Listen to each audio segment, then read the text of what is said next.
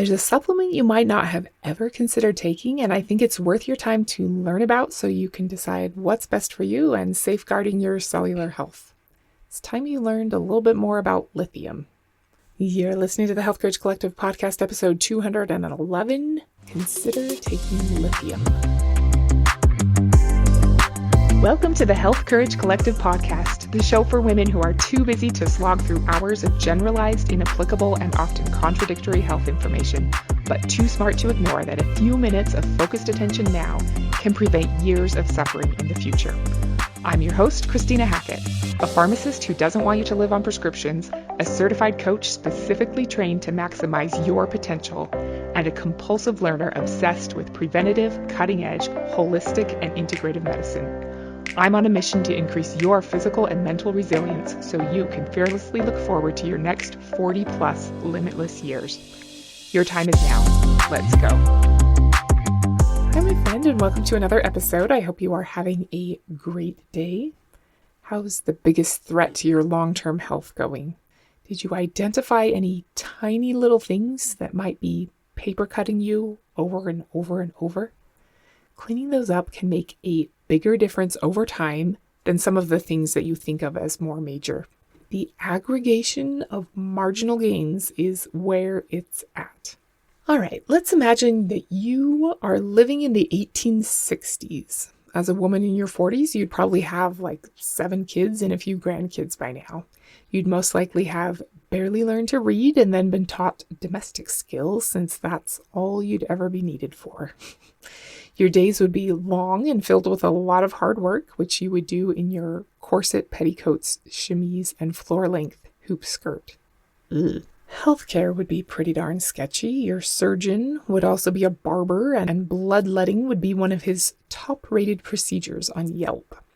Pharmacies would be around with whatever unique concoctions they could invent and source the ingredients for. Soda fountains started becoming a thing in the 1850s and beyond as a way for your local pharmacist to whip you up a remedy for whatever ailed you. If you had a stomachache, headache, or fatigue, they'd treat you with a totally unique soda of their own invention made just for you. It probably tasted disgusting, but I think that's so fun and I wish I could make people unique sodas. They might add caffeine or cocaine or both. And when you felt really good after drinking it, you'd feel like you were healthier and recommend it to your friends. Some pharmacists came up with their own secret recipes, which I think is pretty fun. They eventually started offering milkshakes, which were carbonated water, sweetened milk, and a raw egg. I assumed that that's what an egg cream was, but apparently not. Egg creams have neither eggs nor cream. Weird. Sadly, fast forward to 1914, and the Harrison Narcotics Tax Act banned the use of opium and cocaine in over-the-counter products like soda. What? Even still, with prohibition and the end of legal pubs and bars, soda fountains at pharmacies were popular places to hang out even in the 1920s.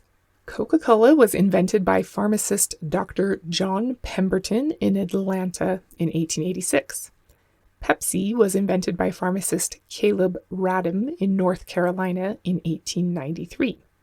It was made to cure dyspepsia, hence the name Pepsi. The oldest soda still in existence was invented by pharmacist Charles Alderton in Waco, Texas in 1885, so a year before Coke. The story is that he named it Dr. Pepper after the father of the girl that he loved.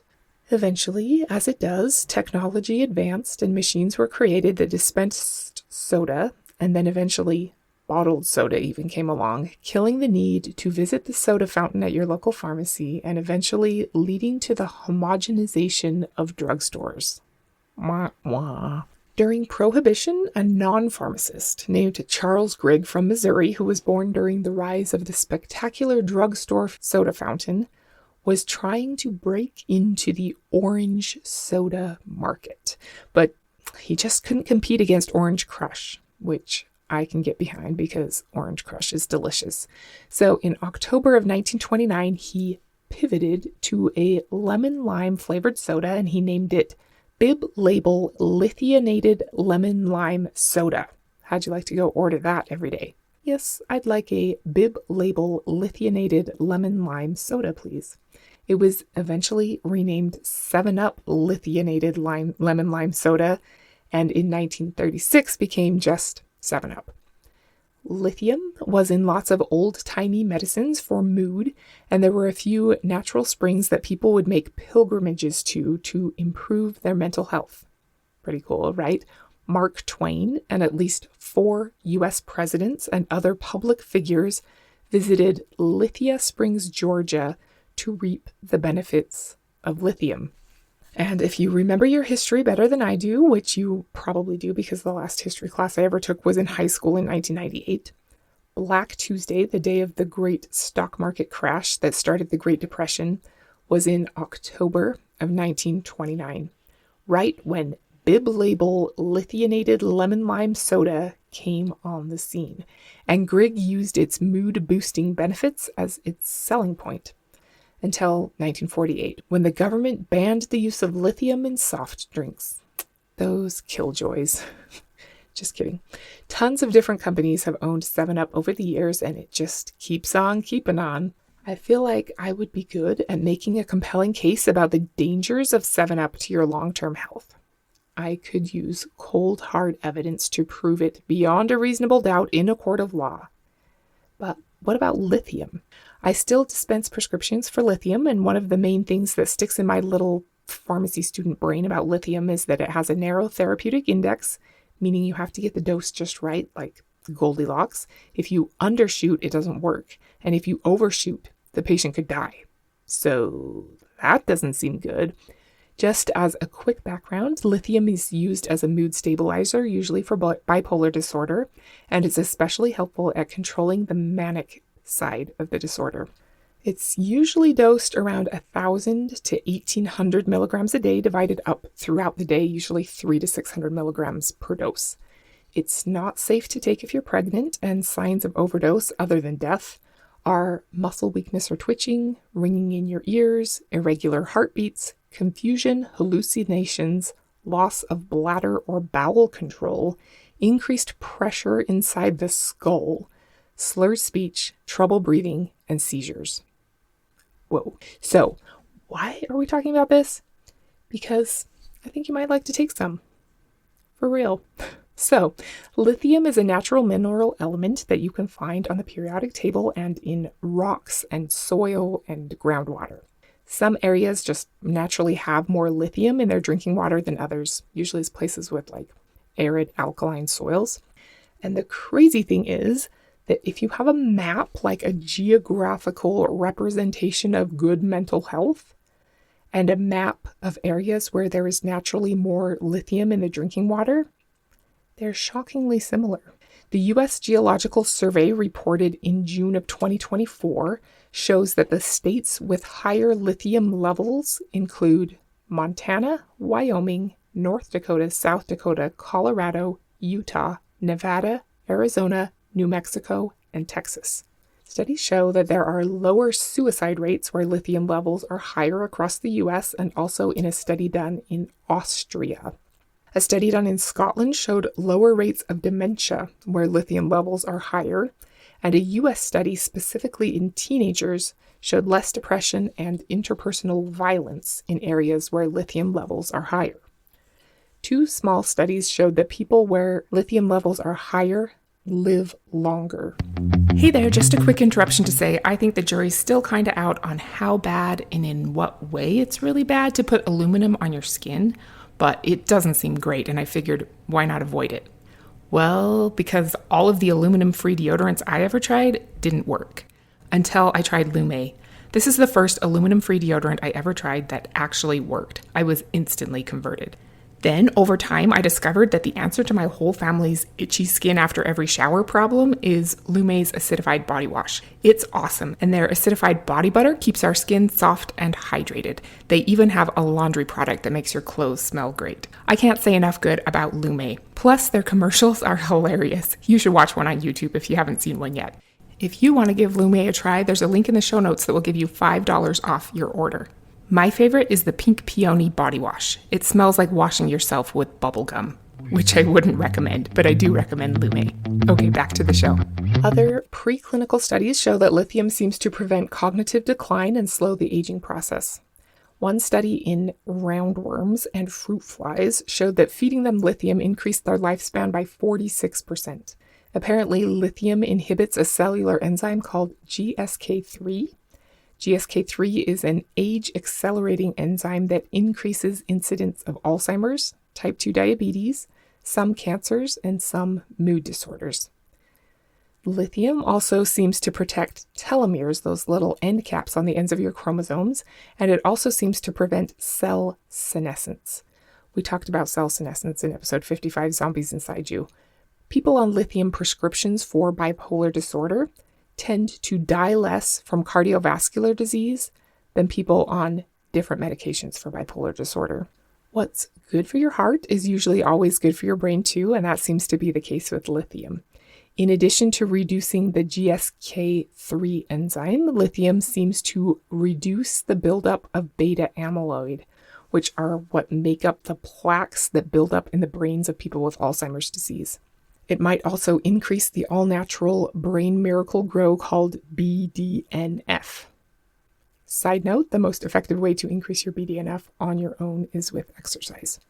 Okay, so there is also a study that showed lithium treatment resulted in thicker cerebral cortex, increasing gray matter density and enlargement of the hippocampus.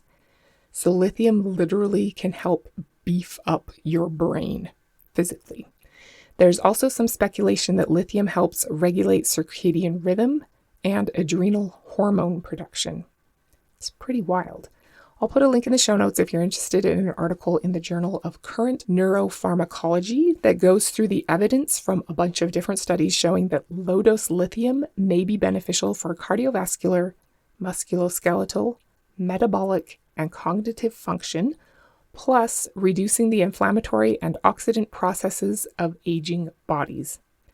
Low-dose lithium's potential benefits in preventing or lessening the effects of age related to diseases including cardiovascular disease, osteoporosis, sarcopenia, which is like osteoporosis of your muscles. Do absolutely everything you can to avoid it. Obesity, type 2 diabetes, Alzheimer's, and chronic low-grade inflammation. This is in addition to lithium's potential to protect the brain in general and help maintain a steady mood. As wonderful as all of this sounds, this is all preclinical stuff, fruit fly and roundworm stuff, and correlations that don't necessarily prove causation. As always, I want you to choose what you think is best, and I hope it's useful to you to hear what I think as a jumping off point to decide whether you think I'm wrong or I'm right or somewhere in between. It's totally possible that we just don't have enough information to guess well yet, but I don't think so. I definitely don't believe that we have enough information to definitively prove that everyone should be on lithium replacement therapy, but I do think that there's enough correlative data to say that you should consider taking lithium. There are a whole lot of aging-related things that lithium might improve. Is it the biggest thing you can do to reduce your risk of Alzheimer's and heart attack? Not hardly. It's not the highest leverage thing you can do, but it could help a little bit, and it's super duper easy to get a lithium supplement, and if you're good and remember to take it every day, it will probably cost you around $40 a year. I think as long as you remember that it's not the most important thing you can do for your health, and it shouldn't be the only thing you do for your future, you should consider a lithium supplement. That doesn't mean you have to do it, just ponder whether it's worth your time and money and bandwidth to have to remember to take it. Oh, and I almost forgot, maybe the most important part. Remember the side effects of death, hallucinations, and loss of bowel control? Those are usually overdoses in people who already take around 2,000 milligrams a day. That's how much some people need to get good control of manic episodes of bipolar disorder. But most of the correlative studies on things that promote longevity are around 300 to 1,000 micrograms a day. So we're talking 1/3 to 1 milligram daily. Most supplements are 1 milligram. I think that's a good dose. There are some that are 5 milligrams. I think that's fine too. We don't really know.